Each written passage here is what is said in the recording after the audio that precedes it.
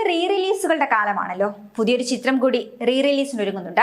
1998 രഞ്ജിത്തിന്റെ തിരക്കഥയിൽ സിയാദ് കോക്കർ നിർമ്മിച്ച് സിബി മലയിൽ സംവിധാനം ചെയ്ത സമ്മർ ഇൻ ബത്ലഹേം എന്ന ഹിറ്റ് ചിത്രം റീ റിലീസിന് ഒരുങ്ങുന്നു. 4K ദൃശ്യ നിലവാരത്തിലും അത്യാധുനിക ശബ്ദ വിന്യാസത്തിലുമാണ് റീ റിലീസ്.